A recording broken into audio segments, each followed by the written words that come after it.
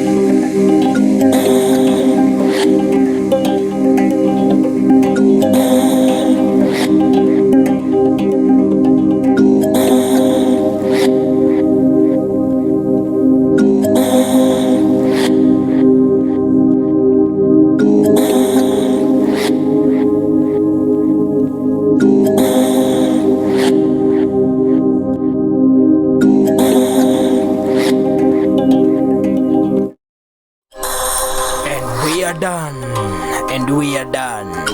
Kindly subscribe to my channel and follow for more tutorials. I'm still K3D, Kavuma 3D. Thank you for watching.